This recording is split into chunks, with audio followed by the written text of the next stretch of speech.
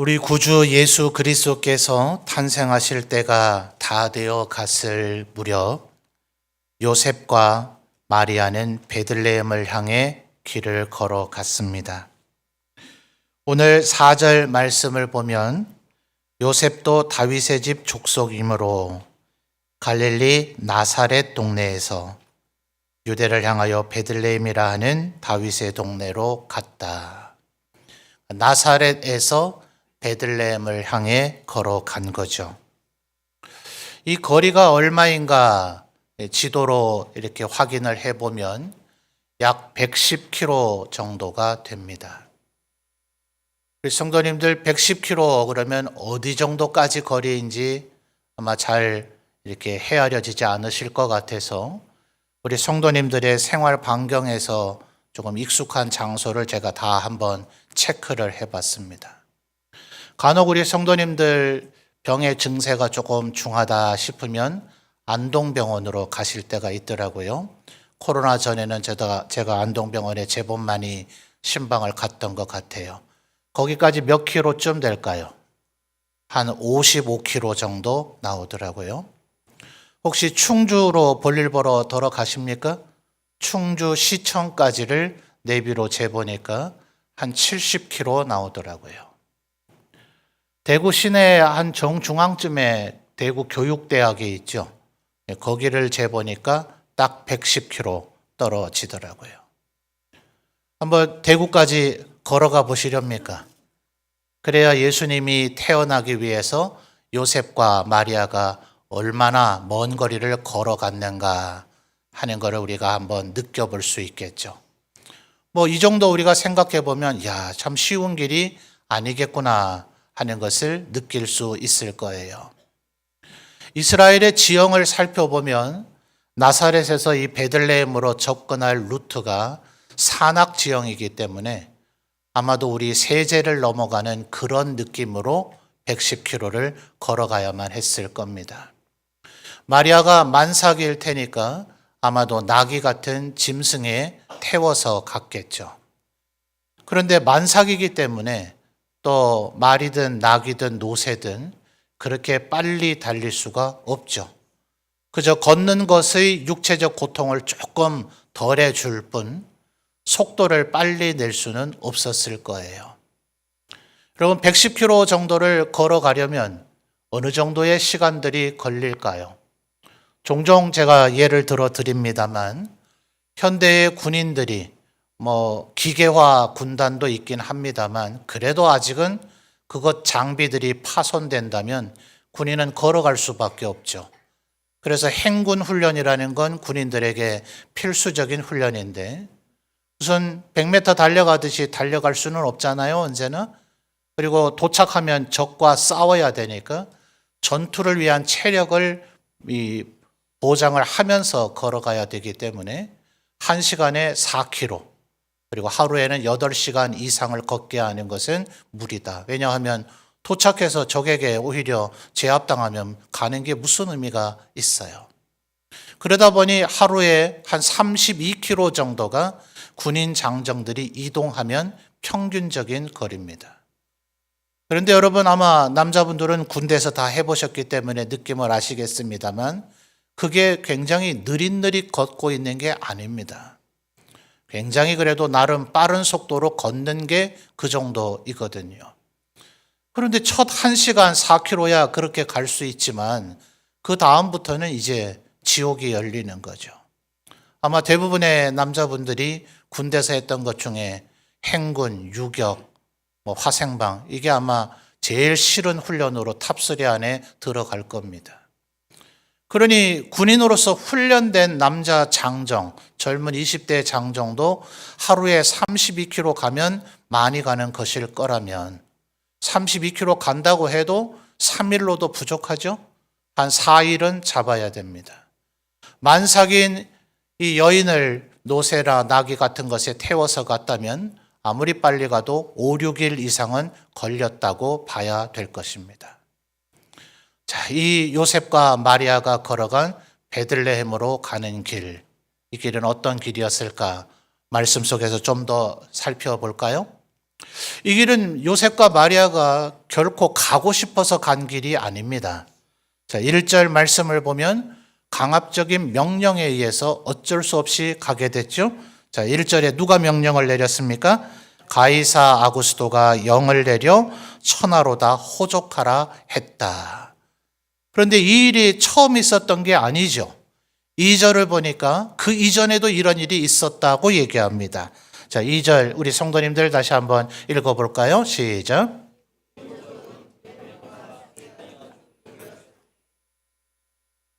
아멘. 주로 호적을 뭐 때문에 할까요? 성경에 보면 이런 인구조사, 일종의 호적을 한 것이 두세 번 언급이 되는데요. 대표적인 게 창세기로부터 기록된 모세오경의 네 번째 책, 이름이 뭐죠? 민수기입니다.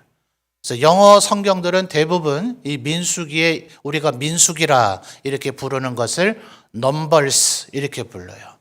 말 그대로 민수, 백성 민자의 숫자 수입니다.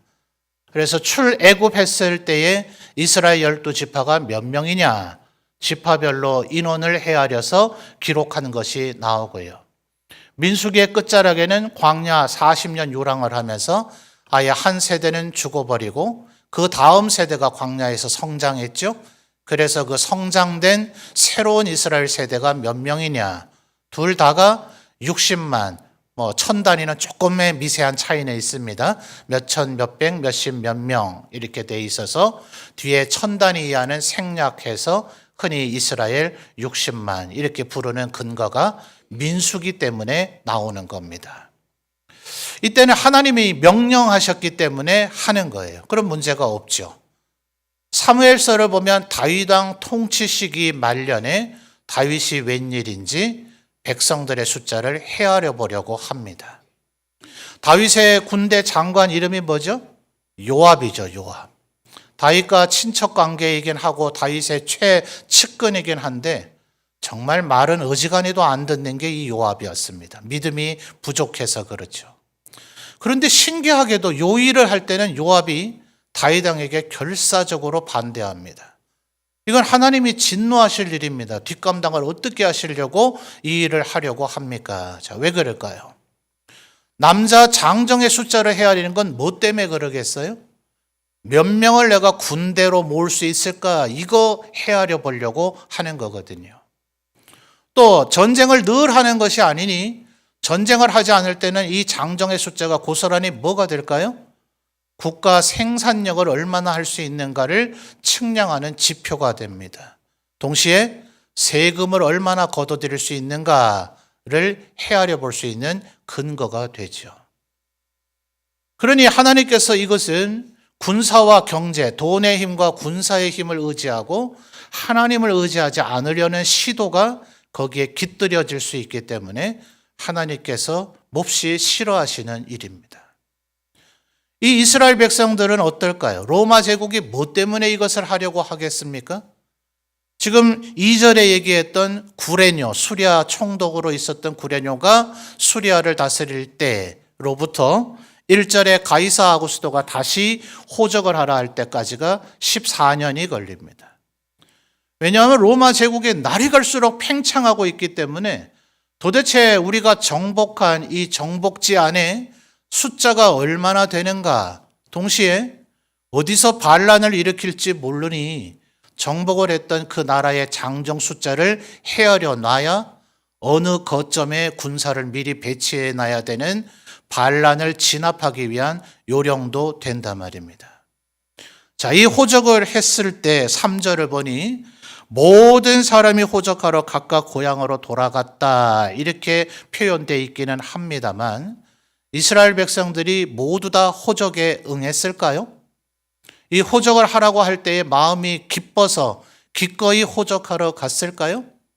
관련된 얘기가 사도행전 5장에 나옵니다. 한번 찾아볼까요? 사도행전 5장 36절, 37절을 보도록 하겠습니다.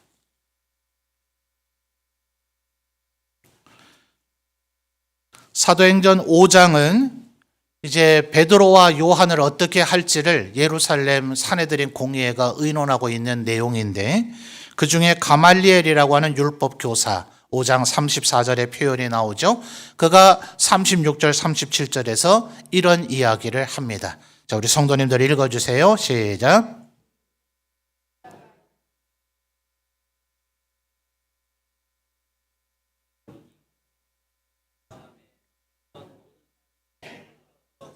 (37절요) 그 후 호적할 때에 갈릴리에 유다가 일어나 백성을 꾀어 따르게 하다가 그도 망한즉 따르던 모든 사람들이 흩어졌느니라. 아멘.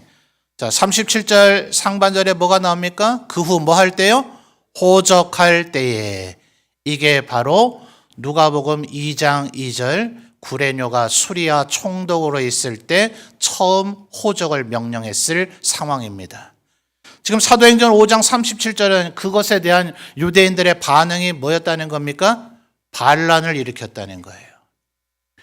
감히 지금 우리를 숫자를 정복한 것도 기분 나빠 죽겠는데 우리 이스라엘의 남자들의 숫자를 헤아려서 우리를 군대로 부려먹으려고 하고 또 세금을 더 거두려고 하고 여차하면 우리를 또 탄압하려고 하는가. 이것 때문에 무엇 때문에 호적하는지 알만한 사람은 다 알고 있는지라 그것에 대규모 반란이 일어나 버렸고 그 결과로 로마는 엄청나게 무자비하게 그것을 진압해 버렸습니다. 종종 제가 설교하면서 말씀을 드렸었는데요. 요세푸스라고 하는 유대인이 당시의 유대 사회를 기록해 놓은 유대사라는 책이 있는데 그 책에 이 정황이 상세하게 기록이 되어져 있습니다. 언제 그런 일이 있었다고요? 14년 전에 구레뇨가 수리아 총독으로서 호적을 했을 때 유대에서는 대규모 반란이 일어났고 그것은 유대인들에게 씻지 못할 상처로 많은 사람들이 목숨을 잃었습니다. 그런데 14년이 지나고 나서 이제는 일개 총독이 아니라 로마 전역을 다스리는 황제가 호적령을 내렸으니 이 길은 어떤 길입니까? 폭력과 압제를 하는 로마에 의해서 포갑의 길이 베들레헴을 향해 가는 길이었더라 하는 거예요. 그리고 이미 설명드렸듯이 14년 전에 이 일로 인해서 반란을 일으켰다가 수많은 사람이 목숨을 잃었으니 새삼 황제가 또다시 호적을 하라 할 때 유대인들의 반응이 어땠을까요? 전부 다 순종하는 마음으로 기쁨으로 갔겠습니까? 아마 일부는 나는 죽어도 호적하러 가지 않겠다. 난 로마인들에게 협력하지 않겠다. 아마 이런 사람들이 있었을 겁니다. 또 혹시 모르죠. 이미 바벨론에게 멸망당한 후로부터 메데 파사 그리고 헬라 로마로 이어지는 500년이 넘는 이방인들의 압제를 통해서 우리 조국 이스라엘이 과연 있기는 있는가? 지금은 로마의 시대이니 우리는 로마 국민이 아니냐. 그러니 로마 황제가 호적하라 했으면 할 밖에 라고 생각하면서 그저 순순히 그 명령을 따르는 이들도 있었을 겁니다. 어쩌면 아마 그렇게 순순히 명령을 따르는 이들을 수치도 모르고 굴욕을 그저 감당해내는 패배주의자들이라고 비난하는 이들도 있었을지 모르겠어요. 뭐 때문에 호적을 한다고요? 군대로 동원하든지 아니면 세금을 걷기 위함입니다. 복음서의 기록들 기억하십니까? 죄 지은 사람들 가운데 가장 싫어하는 부류 중에 하나가 세리였죠. 여리고의 세리장으로 키가 너무 작아서 예수님을 가까이 가 볼 수가 없어서 안 그래도 미운 세리장이니 니까짓게 뭘 예수님을 보냐 하면서 사람들이 비켜주지조차 안 해서 아예 돌감람나무입니까? 뽕나무, 옛날 뽕나무라고 하던 나무에 올라갔던 누굽니까? 삭개오죠. 그죠? 예수님의 사도로 부르심을 받은 마태도 세리 출신이었지만 당시의 세리들은 죄인으로 여겨졌다. 왜 그래요? 로마인들에게 그것을 다 갖다 바치기 때문에 그렇죠. 현대 국가, 근대 국가에서는 소위 국민의 4대 의무라는 것이 있죠. 그 중에 하나가 납세의 의무입니다. 아마 이 자리에서 예배드리는 우리 성도님들은 다 애국자이자 애국 시민이니 세금을 내는 것에 대한 거부감이 없을 거예요. 세금 내야죠. 그래야 우리나라 국가 경제가 더 튼튼해지고 정부가 마땅히 할 일을 하고, 그래서 그 혜택이 우리 모든 국민들에게 돌아갈 터이니 세금을 잘 내야 되죠. 그것은 우리나라일 때의 경우이고요. 로마인들에게 세금을 낸다는 것은 결국 무슨 결과를 가져옵니까? 그로 인해서 로마 제국은 더 강력해질 것이고, 로마 군대는 더 강력하게 무장할 것이고, 그 칼날이 결국 다시 유대 민족을 포갑적으로 다스리는 대로 돌아올 것이니, 그것에 협력하는 것은 얼마나 치욕스럽고 수치스러운 일인가. 그러니 어쩌면 이 요셉이 걸어간 이 길은 정말 수치스럽고 굴욕적인 그런 길이었을 수 있을 거예요. 요셉이 어떤 마음으로 갔는지 우리는 성경에서 아무런 정보를 주지 않기 때문에 알 길은 없습니다. 그러나 분명히 나사렛에서도 이 베들레헴을 향해 호적령에 의해서 호적을 하겠다고 가는 요셉의 일행을 아주 싫은 눈초리로, 저런 비굴한 자가 있는가, 저런 비겁한 자가 있는가 하는 그런 시선으로 바라보는 이들도 있었을 수 있었을 것입니다. 여러분, 마리아의 입장에서는 어떨까요? 우리가 잘 알고 있는 대로 천사 가브리엘이 마리아에게 나타나서 네가 성령으로 잉태하여 아들을 낳게 될 것이다, 이런 얘기를 들었습니다. 여러분이 만약 마리아라서 이런 얘기를 들었다면 어떤 기분이 들었을 것 같습니까? 다윗 왕이 어느 날 목자에 불과했는데 자기 집에 사무엘 선지자가 와서 자기의 머리에 기름을 붓고서는 하나님께서 너를 이스라엘의 왕 삼으신다. 이게 얼마나 두려운 일이었겠습니까? 목자가 왕이 되지 말라는 법은 없죠. 그럴지라도 현재 사울 왕이 있는데 내가 왕이 된다. 하나님의 말씀이지만 정말 두렵고 부담스러운 일이었을 겁니다. 모세가 미디안 광야에서 또 호렙산에서 양을 치고 있는데 어느 날 가시나무 떨기 가운데에서 하나님께서 나타나시죠. 그리고 내가 너를 애굽으로 다시 돌려보내니 너는 가서 내 백성을 이끌고 나오라. 모세가 얼마나 두려우면 2번, 3번 제가 못 갑니다. 저 말 잘 못합니다. 온갖 핑계를 대죠. 선지자로 부름받는 것이 못할 일이 뭐 있겠습니까마는 그토록 그것도 두렵고 떨리는 일이더라 하는 겁니다. 그런데 처녀에게 네가 이제 임신해서 아들을 낳게 될 것이다. 이건 왕이 된다는 것이나 선지자가 된다고 하는 것과는 또 다른 측면에서 비교할 수 없는 부담감이지 않겠습니까? 누가 그걸 믿겠어요? 가족으로부터 약혼한 신랑에 이르기까지 온 세상 사람들이 필시 너는 불륜을 저질러서 임신했을 것이라 라고 생각하지 않겠어요? 어떻게 이 세상에 그런 일이 일어나겠어요? 단 한 번도 인류의 역사 전체에 그 어떤 순간에도 그런 일이 있었던 적이 없잖아요. 그러니 마리아가 이걸 어떻게 받아들일 수 있었겠습니까? 여러분, 이 누가복음 2장에 바로 한 장 앞으로 가면 1장에 그 얘기가 나오죠. 자, 1장 34절을 볼까요? 가브리엘 천사가 이 얘기를 처음 전달했을 때 마리아의 첫 반응이 무엇이었는가?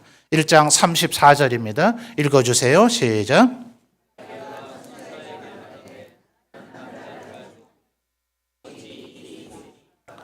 아멘. 그렇죠. 너무나 상식적으로 당연한 반응이죠. 아무리 믿음이 좋고 현숙한 여인이라 하더라도 이런 얘기를 듣고 바로 아멘할 수 있는 사람이 누가 있겠어요? 제가 남자를 모르고 저는 결혼한 적이 없는데 신랑이 없는데 어떻게 이런 일이 일어날 수 있겠습니까? 하니 천사가 36절에 마리아가 믿을 수 있는 또 다른 징조를 얘기해 줍니다. 36절 우리 성도님들 읽어주실까요? 시작.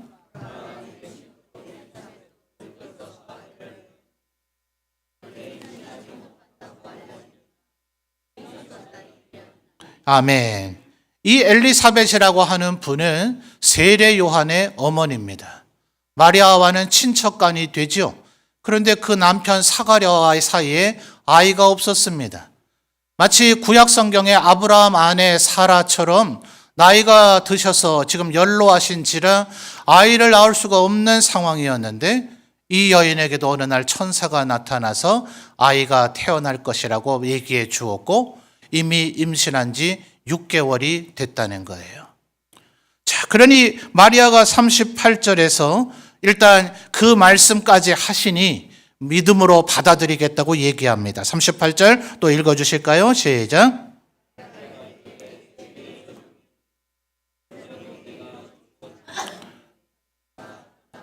아멘. 대단한 믿음이지 않나요? 주의 여종이오니 말씀대로 내게 이루어지이다. 본인은 믿을 수 있을 거예요. 천사의 말을 듣고 엘리사벳의 얘기를 듣고 네 주님 제가 믿음으로 받아들이겠습니다 라는 것까지는 두 발짝 세 발짝 물러나서 그렇게 할 수 있을 수도 있었을 것인데 다른 사람들은 어떻게 보겠느냐 하는 거예요.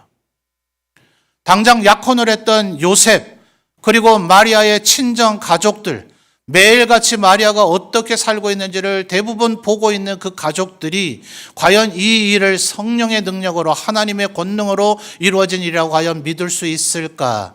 이건 또 다른 문제이지 않겠습니까? 그래서 39절을 보면 마리아는 엘리사벳을 만나기 위해 출발합니다. 39절 볼까요? 이때 마리아가 일어나 빨리 산골로 가서 유대 한 동네에 이르러 사가랴의 집에 들어가 엘리사벳에게 문안하니. 자, 39절 하반절을 보니까 여기도 유대 한 동네입니다. 그러니 아마 며칠은 걸렸을 거예요. 나사렛에서 유대의 동네로 가야만 했으니 말입니다. 그러니 가브리엘 천사가 얘기했을 때 그 즉시 성령으로 임신이 되어졌다 하더라도 불과 아직 며칠밖에 되지 않은 거죠. 마리아가 이제 내가 성령으로 잉태되었다, 나는 아기를 가졌다, 친정 식구들에게 떠벌리지 않았죠. 더군다나 엘리사벳은 같은 나사렛에 살고 있는 게 아니라 다른 유대 동네에 살고 있었단 말입니다. 그런데 마리아가 엘리사벳을 만나러 가자 엘리사벳이 이런 반응을 보입니다. 41절, 42절을 우리 성도님들이 읽어주십시오. 시작.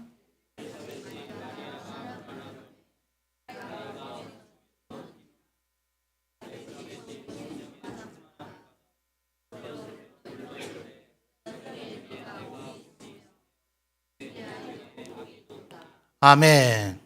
아마 마리아가 나타나니 엘리사벳의 뱃속에 있던 세례 요한이 아마 발로 어머니를 찾는가 봐요. 그래서 41절 중반절에 뭐라 그래요? 아이가 복중에서 뛰놀았다 해서 엘리사벳이 마리아에게 뭐라고 얘기합니까? 42절 여자 중에 네가 복이 있으며 그 다음 뭐라 합니까? 내 태중에 아이도 복이 있도다. 이게 자기 친척 처녀 여자에게 할 말입니까? 왜 엘리사벳이 이런 걸 알 수 있었을까요? 41절 하반절에 뭐라 합니까? 마지막 단어 엘리사벳이 뭐예요?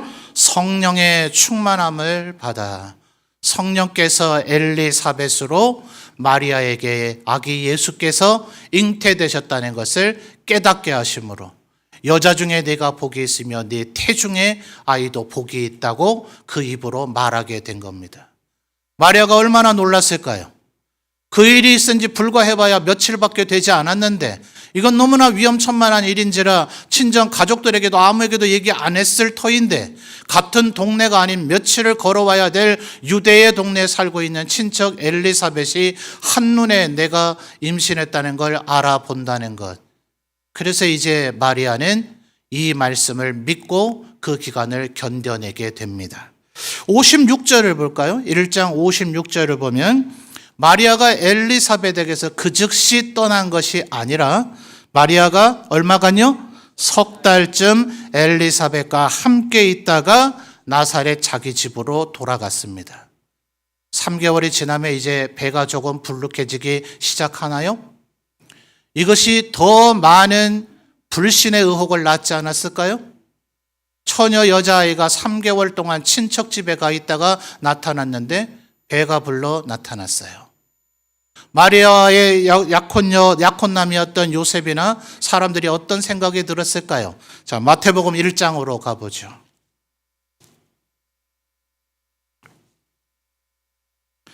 마태복음 1장 18절에서 20절까지를 보면 요셉의 심리 상태가 어떠했는가 하는 것을 묘사해 주고 있습니다. 마태복음 1장 18절에서 20절이요. 20절까지 3절 저하고 함께 읽겠습니다. 시작.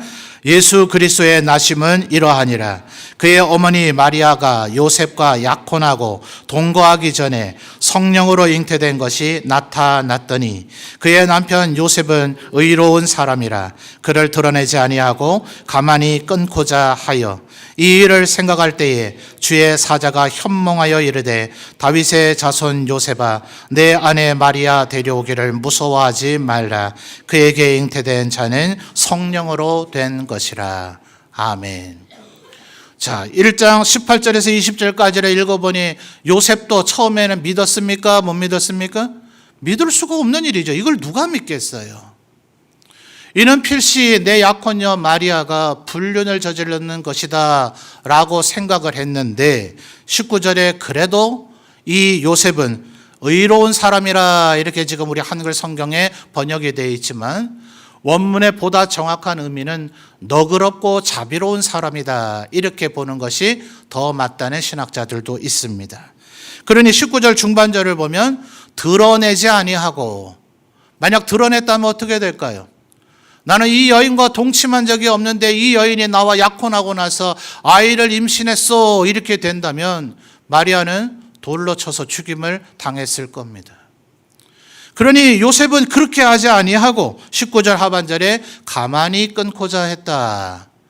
당시 유대의 풍습은 약혼은 결혼으로 이미 간주가 되어졌기 때문에 약혼한 것을 파혼하려고 하면 오늘날로 볼 때는 이혼의 절차를 가져야 됩니다.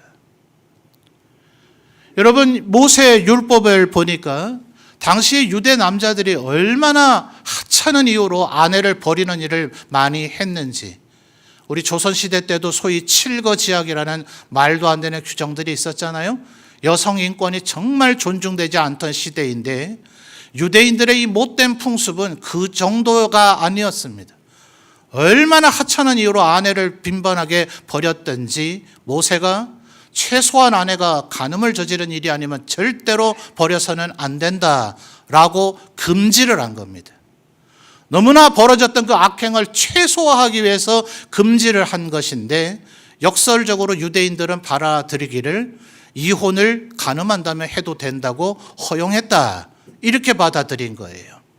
그래서 예수님께 질문을 했었죠. 모세는 간음했을 때는 이혼해도 된다고 했는데 선생님 생각은 어떻습니까? 예수님 뭐라 그러셨어요? 하나님께서 하나가 되게 하신 것을 둘로 만들 수 없다. 이렇게까지 말씀을 하셨죠. 그런데 어쨌든 모세 율법대로 하면 19절에 이 요셉의 결심이 어느 정도는 타당하지 않아요? 요셉도 그걸 믿을 수가 없었던 겁니다. 그런데 20절에 요셉에게 나타난 천사 때문에 요셉도 이 일이 하나님으로부터 일어난 능력의 일임을 믿게 되어지죠. 그럼 다른 사람들은 어땠을까요? 성경에는 다른 사람들이 어떤 일을 통해서 그 마리아를 인정하게 되었는지 아무런 근거를 얘기해 주지를 않아요. 그래서 누가복음으로 돌아와 볼까요? 지금 호적을 하라는 이 명령은 누구만 응하면 될까요? 당시의 기록에 따르면 가장인 요셉만 응하면 됩니다. 굳이 마리아를 데리고 갈 필요는 없었습니다. 그래서 구구한 추측들을 신학자들이 합니다. 왜 요셉은 굳이 만삭인, 더군다나 산악지형을 걸어가야 되는, 무려 7일 가까운 길을 걸어가야 되는 110km나 되는 그 길을 만삭인 마리아를 데리고 가려고 했을까?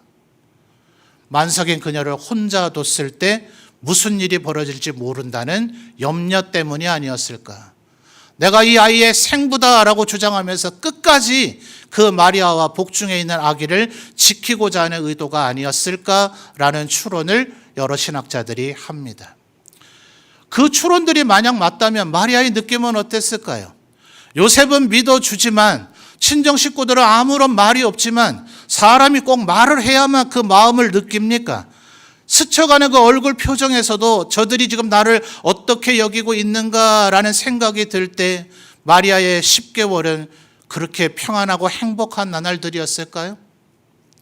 마리아는 분명히 가브리엘 천사의 말을 믿고 엘리사벳의 반응을 통해서 믿고 요셉도 자기를 믿어주는 것을 통해서 이 일은 진실로 하나님에게로부터 일어난 일이다. 마리아 외에 누가 알겠어요? 마리아는 진실로 믿고 있지만 자기를 바라보는 사람들의 그 표정이 때로 어떠했을까요? 모두 다 전부 다 오직 요셉의 아들이라고 여겼을까요?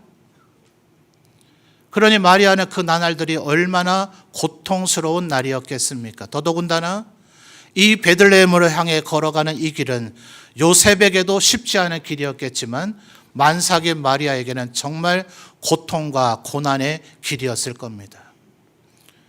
어떻습니까, 여러분? 우리 생각에는 예수님이 탄생하러 가는 요셉과 마리아의 베들레헴으로 가는 이 길은 로마 황제의 입장에서는 포갑의 길이었고 요셉에게는 수치와 굴욕의 길이었고 마리아에게는 고난과 고통의 길이었을지 모릅니다. 아까 누가복음 2장 2절에 구레뇨가 처음 호적을 하라고 할 때와 로마 황제 가이사 아구스토가 호적하라고 할 때가 몇 년 차이였다고요? 무려 14년이요. 해마다 하는 게 호적령이 아니었단 말입니다. 어느 날 가이사 아구스토가 이제 예수께서 탄생하실 때가 됐으니 내가 이걸 도와드리기 위해서 호적을 하라고 해야지, 이런 의도입니까? 아니에요. 그는 오직 로마 황제로서 자기의 탐욕스러운 목적을 이루기 위해서 호적령을 내렸을 뿐입니다. 요셉은 그것을 당연히 거역하고 대항할 수 있는 그런 게 없어서 그는 어쩔 수 없이 호적하러 갈 수밖에 없었습니다. 그리고 마리아는 요셉이 가자고 하니 거기에 따라갈 수밖에 없었어요. 내가 만삭인데 꼭 가야 합니까? 나 여기 있으면 안 됩니까? 라고 차마 말하지 못하고 따라갈 수밖에 없는 그런 형편들이 있었더라 하는 겁니다. 로마 황제도 요셉도 마리아도 예수께서 베들레헴에서 태어나셔야 된다는 것을 알고 벌여졌던 일들이 아니란 말입니다.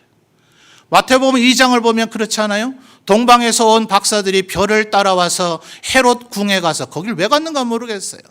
그것 때문에 베들레헴 인근에 수많은 아이들이 죽임을 당하지 않습니까? 현직 왕이 있는데 거기 가서 유대인을 왕으로 태어나시니까 어디 계십니까? 라는 걸 묻는 그런 멍청이들이 어디 있어요. 그런데 그로 인해서 헤롯 왕도 모르니 제사장들과 선지자들이 나타나서 뭐라 그럽니까? 그제서야 구약 성경들을 막 뒤져보다가 미가 선지자가 예언하기를 베들레헴 에브라다야, 너는 결코 작은 고울이 아니구나. 너로부터 천하를 다스리실 왕이 태어나실 것이다 라고 하면서 아마도 그곳은 베들레헴일 것입니다 라고 왕궁의 지도자들이 얘기해 줍니다. 그럴 정도로 베들레헴 에브라다를 미가 선지자가 예언했다는 것을 이스라엘 사회 사람들도 대부분 몰랐단 말이에요. 베들레헴으로 가는 그 길은 예수님의 탄생을 준비한 길이 결코 아니었습니다. 포갑의 길이었고 수치와 굴욕의 길이었고 고난과 고통의 길이었던 그 길이 로마서 8장 28절에서 바울 사도가 얘기하는 것처럼 하나님을 사랑하는 자 곧 그의 뜻대로 부르심을 입은 자들에게는 모든 것이 합력해서 선을 이루느니라. 세상에서 이런 걸 나비 효과라 하지 않아요? 로마 황제가 자기가 내린 호정령이, 그 악한 호정령이 예수의 탄생의 예언을 성취하게 만들 줄 누가 알았겠습니까? 요셉이 자랑스럽게 그 길을 간 것이 아니라 너무나 수치스럽고 굴욕적으로 그 길을 걸어갔는데 그것이 예언을 성취하게 만들 줄 누가 알았겠어요? 마리아가 나는 그냥 이 나사렛에 머물러 있을래요 하지 아니하고 함께 동행한 그것이 미가 선지자를 통해 예언하신 하나님의 말씀이 이루어지는 길임을 누가 어찌 알 수 있었겠습니까? 하나님께서 모든 것을 합력해서 선을 이루어 가시더라 하는 것입니다. 그러므로 사랑하는 성도 여러분, 어쩌면 여러분이 살아가는 오늘 우리의 삶의 길이 포갑을 당하고 있는 길일지도 모르겠습니다. 우리의 마음에 수치와 굴욕이 느껴지는 그런 길일지도 모르겠습니다. 어쩌면 우리의 삶의 여정 자체가 고통과 고난의 길일지도 모르겠습니다. 그러나 이 길을 하나님의 말씀에 순종하는 마음으로 끝까지 걸어가면 우리는 베들레헴에서 구주를 만나게 될 것이다 하는 것입니다. 우리가 걸어가는 이 길을 꿋꿋이 인내하며 잘 걸어가시는 우리 성도님들 되시기를 바랍니다. 우리의 작은 움직임이, 우리의 작은 순종이 구주 탄생의 길을 예비하게 하셨듯 다시 오실 주님을 예비하는 길이 될 것입니다. 힘있게 믿음 가지고 여러분의 베들레헴을 향해 걸어가는 그 길의 내용이 어떠한 길이든지 간에 인내하고 견디면서 힘있게 걸어가시는 우리 모든 성도들이 되시기를 주님의 이름으로 축원합니다.